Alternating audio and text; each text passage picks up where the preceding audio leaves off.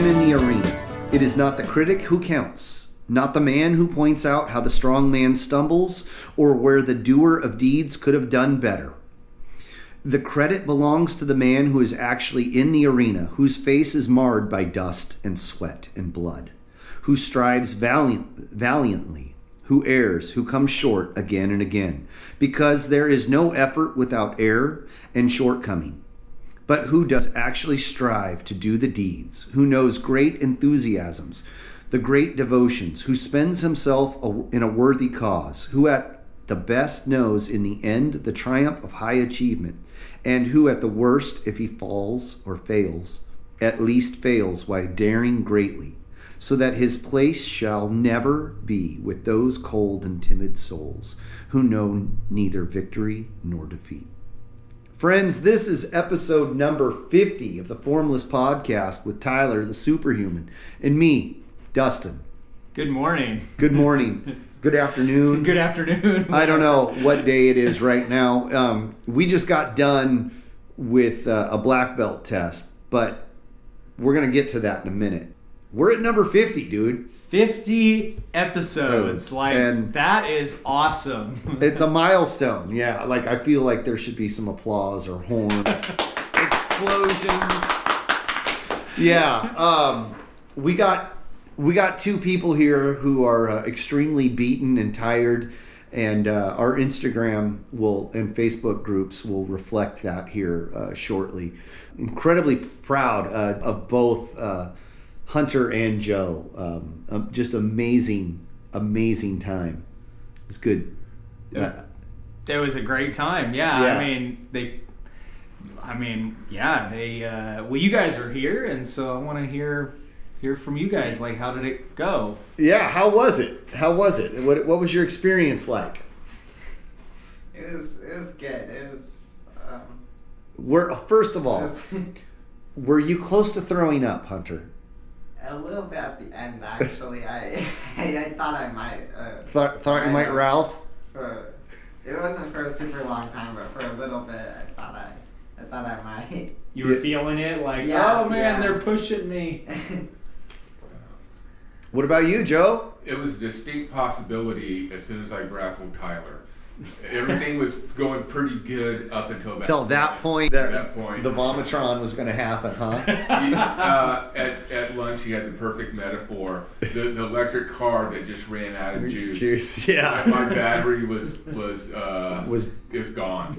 You were babying it along and conserving energy, and yes. Because you had this long test, and you were like, okay, I'm going to use a little bit of energy here and try to divvy it out at the right time, and then all of a sudden, in one instance, right, or a couple minutes, it was, and then after that, it was in survival mode. Yeah. Well, it was, by my calculations, I think it was around 3 hours, because we left for lunch at 1. We started at 10, 11, 12, 1. 2.5, 3 hours. 2.5, yeah, because we talked for a while. Yeah. We had to that was a long lot of, the test started out, how you start, the black belt test starts, and it's the first thing you do is the first thing you learn as a white belt, pretty much. Right. Set 1 and set 3. Yeah. And so that, you guys breezed through that real quick, just showing your punches, your kicks, different moves.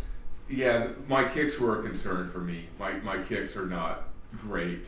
I have age issues. I have nerve issues in my legs. Yeah. But they were acceptable to Sensei Court, and that's good enough for me. Well, the thing that you have to remember too is, like, where did you start and where did you get to? Yeah. 5 years ago, 6 years ago, Joe, compared to now, Joe, are worlds apart. Oh yeah. Yeah, and December 3rd, just a couple of weeks from now, is my 6th anniversary of stepping on the mat. Okay. Awesome. Yeah. Awesome. Yeah, and a lot of that stuff is too, like, with the, you said your kicks were acceptable. Well, it's each individual like we were talking, each individual black belt test is different. Every test is a little bit different, and it almost that's something I've realized as a black belt is you have like the overall, like you have the same standards that you have like whether you're hunter's age where you're 16 taking the black belt test. I mean sensei hunter I should say, and then you have Sensei Llewellyn now. They're both senseis now. 56 years old, and so you have to evaluate the test. At least the way we do it is evaluating the test based on each individual person, tailored to their specific needs. There's still a standard that has to be met. Yep. But the stuff above that are like, okay, well, nobody's a gymnast here, so we're not going to require you to do backflips or gators or anything like that. But there's still there's a standard to be met, and then there's like, okay, what can this individual show? What can this individual do? Can they keep their cool? Can they handle pressure? Can they face 3 people at once and not lose it? Can they deal with somebody trying to choke them out and not lose it, and maintain a sense of, it was funny, when we finished, Blaine and I came back in here in the office here, and we were changing, and he was blown away by you two. He was like, they exceeded what I thought they were capable of. That's awesome. Yeah. That's a high compliment. Yeah. And the other thing too was like, I told him that I wanted to spar, like when I sparred Hunter first, I wanted to make sure that that everybody knew that I was going to go hard. And I tried to show that I was going hard on you, Hunter, in particular, because I didn't want anybody to walk away going, well, that was given to him. I wanted everyone else that you were going to spar to know that I was accepting the fact that they were going to go hard. Like, you know what I mean? Like I wanted to set a pace that was like, oh, now we're going. Like now it's on. And that was my goal there. So, and I think that kind of set the pace there once we started sparring with all the black belts. For the listeners, so it starts out introduction, and it was really awesome. It's an awesome day, but there were 8 black belts from this dojo, right? 7 black belts from this dojo, Sensei Court, and 6 other black belts who I've seen earn their black belts, not just Sensei Pokup, Sensei Salsi, but both Senseis Mark and Maddie Montgomery, Sensei Dave Van Klinken, Sensei Skip, and every one of those people except for Maddie has been on our podcast. Yeah. So Maddie, you're next. Yeah, busy with college. Yeah, busy with no college. Excuse. She's no next. excuse. She's like, who needs college? Get on the mat.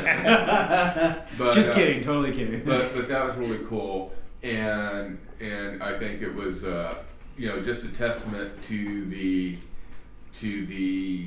legacy of Blaine Court, of and then what he's built here in the last few years, because it's really grown. It's really grown, and when I first started training here, there's only one other black belt, William Dow black belt, Anthony Long here, and now there's 2 more. yeah. It's great. I mean, it's really, really awesome. What was the hardest part for you, Hunter? I think as far as like my nervousness, like how nervous I was. Yeah. The beginning was definitely the hardest. It was the part where I was most nervous about it. I was still. The start seems to be was like very. Yeah, the drive down, everything stressful. was like, You're like, oh, I know this is going to be hard. I haven't got to it yet. And then you get to it, and then bang. Yeah, as it went on, I started being able to Relax more. And there was a lot of people in the audience, and I was able to, towards more the middle of it, I guess, I was able to more just block out, like, that there were a lot of people watching. Yeah. In terms of, like, it was the most, like, physically hard is at the end. For sure, we sparred all the black belts. Yeah. That was the hardest part. What about you, Joe? Once I got through the kicks, and I worked really hard on myself to stay relaxed, to stay, not, just not get stressed, stay focused, but still also have fun. And also, and the people we were originally, who were our Ukis, were, well, my wife, my son, my daughter, and then Ava. So people I've, either, related to by blood or marriage, or someone I've been training with since she was, a kid, basically. Yeah, just a kid. And so I was just really honored to share the mat with them, and it's just such a special day. But just getting through it, I mean, once I got through my kicks, I was really confident with my kata. I you killed honed it to the max, and I was just moving through, just surviving, conserve energy. Yeah. Grapple Tyler. Yeah. And then after that, it got into survival mode, just trying to conserve every little bit of energy I had. Breathe. And yeah, I went and flipped the lid off the garbage can that's by Sensei Court's office. Just in case. Just in case. I wouldn't interrupt the proceedings by making a mess on the mat. Yeah. And then I black belt sparred, and it was Mark at Sensei Court. Did I spar someone else? I sparred with you. Sparred, okay. Yeah. And during the black belt time, you got a piece of Hunter, and then you got a piece of me. Yes. And and it was just really intense. I knew I'd be tired. I didn't know I'd be that tired. I have not been this tired or just physically exhausted in I don't know when. Even after I ran 2 miles last year and passed the PT test, I wasn't this tired. Wow. I was. Yeah. But whatever else I needed to do, I would find the strength to keep going, because I wasn't going to quit. And I heard that from a number of people, just not to quit. Yeah. And there's no way I was going to quit, So, yeah. Awesome. And Do you still feel like you need to throw up? no. We got the trash can right here. I ate a decent amount of Sensei Court treated us to some very good Chinese food, and it's gonna stay where it's at. And I even had a beer. That's good. And I generally don't do day drinking, but I think I earned it. It's your black belt test. It's pretty memorable. What about you, buddy? Hunter had a bunch of beers at lunch. No, I'm just kidding. I'm totally kidding. He didn't. He's 16. Yeah. I don't know. You know what was really good about you? The thing I noticed right off the bat, and I told you, is when you got up there and you lined up to do your set 3 kicks, boom, man, you were knocking those kicks out, groin coverage and everything, and staying on one foot. And just like seeing your flexibility, man, to get that leg up high, and you could kick anybody in the head practically. Certainly me. Yeah. Thank you. Yeah, I was working very hard, especially on my coverage, because I was told I really need to work on. Yeah. So that's one of the main things I was focusing on when doing those kicks. Awesome. Was and you like keep, man, that's one thing I'm working on. Like, make sure you always maintain that, your flexibility, and able to kick that high.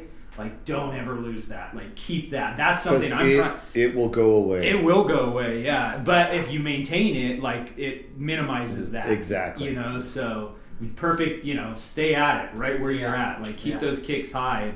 Joe's kicks, your kicks were great, Thank you.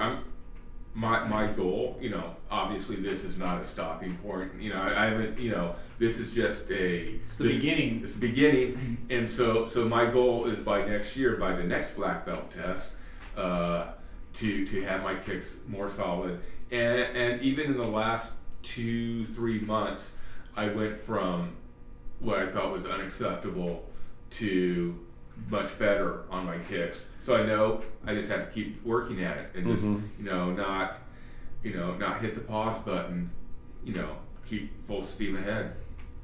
Full steam ahead. Yeah. And pretty excited, next year there'll be another Llewellyn testing.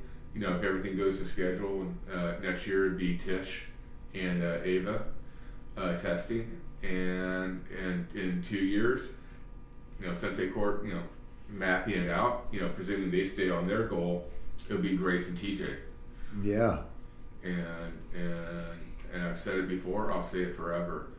Me earning my black belt, pretty awesome. It's pretty awesome, no question. My wife and I both holding black belts. That's super cool. Oh yeah. And again, you got a father and a son black belt team. Mm-hmm. First in this dojo, to my knowledge. As far as I know. Yeah. And that was really cool to experience. The thing that I found most interesting after getting my black belt is how little I know. I'm still learning stuff, and I still continue to want to learn stuff. But there's you find ways now of oh, this is why we try to do it this way. This is why I put my hands here. This is why. And you start finding all the little minutia, the little tiny details that are oh, they're they're light bulb moments where you're okay, I do this and I know how to do this, but now I understand how it's done. Like the why? The why. The how. Yeah, the how and the why become more clear. And you'll find that you interact with people differently. And especially in here, in the school, you're going to find that people interact with you differently. They hold you in a higher regard now. Now you're not just Joe. You're not just Hunter. You're oh, you're somebody to respect. Even if they had respect for you now it's more. But you're going to find people come to you with questions, and they're going to be questions that you've never thought of. Not that they weren't a question before, you just didn't have you just didn't think of that question. Right. And they're going to come to you and they're going to go, why do we do it like this? And you're going to go, well, and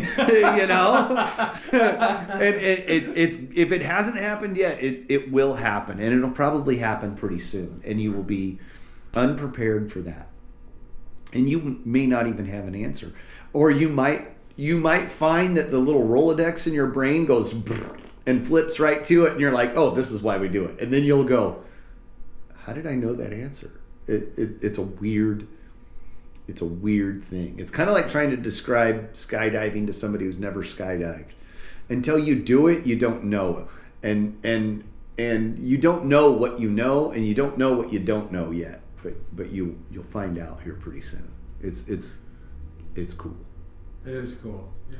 I'm really looking forward to Monday. I bet you are. I'm looking forward to walking through the door of this dojo on Monday and suiting up and doing the same thing I did last Monday. Yeah. But with a black belt now. Wearing a black belt. What about you, Hunter? Yeah, I was thinking back to when I got the advanced brown belt, and I think it was it might have been the very next class I did after getting the belt, and I think he had set aside to go do set work, right? And I realized that the set work was everything, to prepare for the black belt test. It was everything. It was for everything. And I remember it was very different going to class from then on, because there was a different there's a different attitude. And I feel like the same thing's gonna happen Monday or whenever it is I go to class next. It's gonna be a different experience for sure. And the pressure cooker got turned up today, and it got set to the highest setting. Short of like dueling to the death, it got turned up pretty high, and you're gonna find that pressure cooker might come down a little bit, but it never really goes below boiling. Like it's gonna stay constant. It's gonna stay up there, and it kind of needs to. Right. And I might, obviously with our 40-year age difference, I have a little bit more miles under, Yeah, you got a little more miles on the tires. But being a senior non-commissioned officer in the United States Army, once you get that rank, once I made Sergeant First Class, and then from beyond I became First Sergeant, Master Sergeant. No, you're on 24/7. Yeah. You are expected to be the guy with the answer and the solution and setting the example. So, and it not just for me, but for the dojo and the style, because that was something kind of interesting on the written test. Well, we did a written test. Oh, yeah, that was last week. Yeah, and so I have a responsibility. I had it before, but now it has been the pressure's been put up, spiked a little bit. I have a responsibility to Sensei Court, to all the other senseis in this dojo, and to the style itself. And do I take that really seriously? Oh, you bet I do. And just not be the and be there for the new students, and there's a number of newer students who I've been working with, getting them through those first, second test jitters, and I remember how nervous I was, and it's a different kind of nervous. Oh yeah, because back then it was, you said that I don't know what I don't know, and that's what I didn't know. I knew, air quote listeners, I knew what was coming for this test because it's all stuff I've seen before. Yeah. But it wasn't, and it was it flipped a switch after the grappling. Then it became an entirely different ball game. Yeah. And I can, because I'm older, and if I'm like cutting wood or stacking wood or doing something at my house, I can pace myself, because I can. You're controlling the ebb and flow of the work. Yeah. Work an hour, rest an hour, work an hour, take a half-hour break. No breaks, brother. Yeah. I was like, okay, take your breath and get up, drink some water, let's go. Yeah. It's almost like it's shoved on you, like the things, and the fact that you don't get to take a break is shoved on you, and you have to deal with it and see where your skills are when you don't have a break. Well, it's like how much, because everybody's going to diminish a little bit when you start to get tired, but it's like how much is it going to diminish?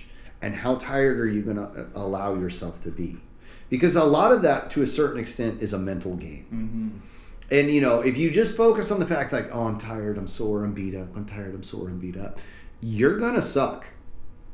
And if you keep going like, okay, I know I'm getting tired, but I have to keep going, and I'm going to keep going, I'm going to see this to the end. That mindset is going to change your performance drastically.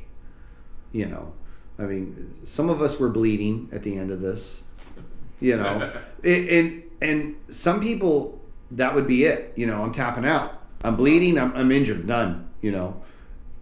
And exactly, that's my point. No, you weren't like short of death. You were gonna keep going. Right.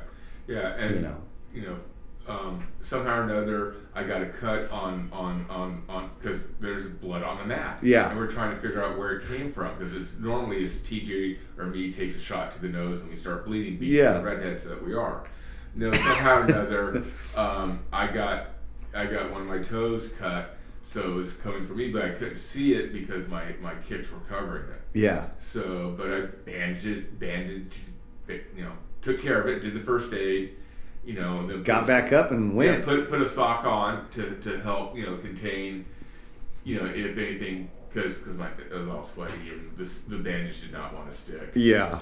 But yeah, just get back into it. I mean, it's like for my brown belt test, I had an injury before I even did one piece of my own step work, but it wasn't going to stop me. Yeah. That's the way to be. What about you? A little tired? I do want to go back real quick before we go any further.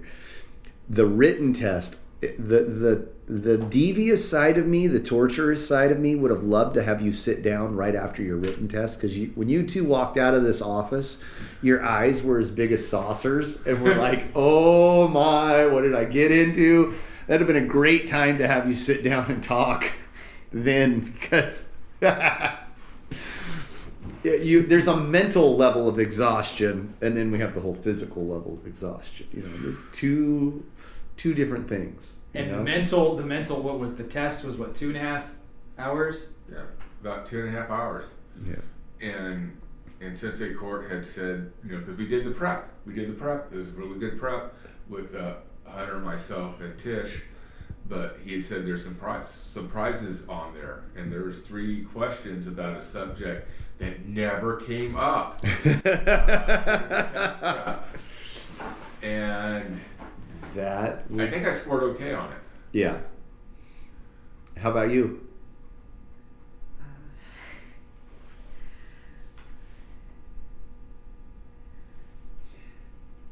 How was your written? It was good. It was long. I think that was the main thing that caught me off guard, was how long it was. Like, I knew it was going to be hard and a lot of stuff to write. Yeah. But I didn't realize, like, I had come to class, I came to the dojo, like, fully. He was ready to train. In my karate stuff, I had my belt on and everything, fully expecting to be able to do class after completing the written tests. But it went way past that. Yeah, there was no time for that. We were locking up when you two finished. Yeah. And the written test, it was really hard. You know what?